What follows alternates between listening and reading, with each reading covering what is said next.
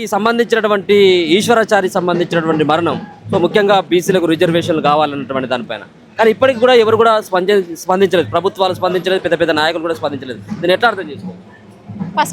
First of all follow up చేయాల్సింది ప్రధానమంత్రి ఎవరైతే ఉన్నారో వాళ్ళు 42% రిజర్వేషన్ జీవో ఇస్తానని చెప్పి అబద్ధపు జీవో తీసుకొచ్చి అమాయకులైనటువంటి ప్రజల్ని బీసీ వాళ్ళని తీసుకొచ్చి అనేక రకాలుగా వాళ్ళని ఇబ్బంది పెట్టి ఇప్పుడు ఉన్నటువంటి ప్రతి పంచాయతీ ఎన్నికల్లో కానీ ఏ పొలిటీషియన్లో కూడా రెడ్డి కానీ బాపన వాళ్ళు మాత్రమే నాయకత్వం వహిస్తున్నారు. బీసీ వాళ్ళు మాత్రం మొత్తానికి అనగారిపోతున్నారని మేమందరం అనుకుంటున్నాం.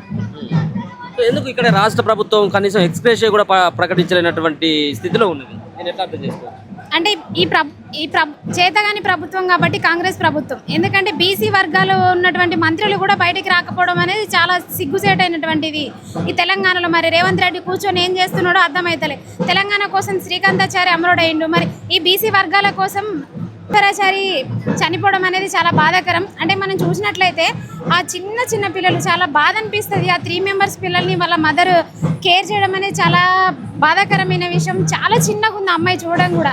సో దీని అందరికీ కారణం మన ప్రభుత్వం ఎవరైతే ఉన్నారో రేవంత్ రెడ్డి గారే దీన్ని బాధ్యత తీసుకోవాలి. ఇంకొకటి ఏంటంటే వాళ్ళకి అసలు కనీసం ఉండడానికి చిన్న ఇల్లు కూడా లేదు. వాళ్ళకు ఒక ఇల్లు కేటాయించాలి, మరియు ఆమె చదువుకోకపోయినా కూడా ఏదో ఒక ఉద్యోగం ఇప్పించాలని మేము కోరుకుంటున్నాం. సో ఏం చేయబోతారు మీ బీసీ సంఘాలు కావచ్చు, మిగతా మీరు ఏదైతే బీసీల కోసం రిజర్వేషన్ల కోసం మాట్లాడుతున్నటువంటి వాళ్ళు కావచ్చు, సో ఈ చావు తర్వాత మీ యొక్క ఉద్యమ కార్యాచరణ ఏ విధంగా ఉంటుంది? ఇప్పటికైనా బీసీలకి అంటే నిజంగా వాళ్ళకి మా బీసీలు బాగుపడాలనుకుంటే కంపల్సరీ ముందుకు వచ్చి ధైర్యంగా మాట్లాడాలి. వాళ్ళ 42% రిజర్వేషన్ కోసం పోటీ చేయాలి. అంటే మేము పక్కన ఉన్నటువంటి కోర్స్ నేను బీసీ కాకపోవచ్చు, మాల క్యాస్ట్ అమ్మాయిని, అయినా కూడా బీసీ వాళ్ళు బాగుపడాలని మాలాంటి వాళ్ళు అందరూ వస్తున్నప్పుడు కూడా మీరు ఎందుకు ఇంట్లో కూర్చొని టీవీలు మాత్రమే చూస్తున్నారని మేము హెచ్చరిస్తున్నాం. ఎవరు కూడా ఇంతవరకు కూడా కనీసం స్పందించలేదు. అటు కేసీఆర్, కేటీఆర్, ఇటు రేవంత్ రెడ్డి, లేకపోతే అక్కడ ఉన్నటువంటి రామచంద్రరావు బీజేపీ నుంచి వాటిని కూడా ఎవరు కూడా స్పందించలేదు. వాళ్ళు ఎప్పుడు కూడా స్పందించరు, ఎందుకంటే వాళ్ళకి బీసీలతో పెద్ద అవసరం లేదు. ఒక ఎలక్షన్లు ఉన్నప్పుడు మాత్రమే బీసీలతో వాళ్ళకి అవసరం ఉంటుంది కాబట్టి వాళ్ళు దేనికి కూడా స్పందించరు.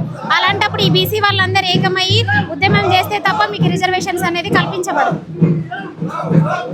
ఓకే, ఇది ఇక్కడ ఉన్నటువంటి వీళ్ళందరూ కూడా చెప్పేది ఒకటే సంబంధించిన అంశాన్ని ప్రధానంగా వాళ్ళు లేవనెత్తుతా ఉన్నారు. సో ఖచ్చితంగా ముఖ్యమంత్రి రేవంత్ రెడ్డి దీనికి బాధ్యత వహించాలి, ఆ కుటుంబాన్ని కూడా ఆదుకోవాల్సినటువంటి బాధ్యత ముఖ్యమంత్రి పైనే ఉందన్నటువంటి అంశాన్ని సైతం కూడా వాళ్ళైతే తెలియజేస్తా ఉన్నారు.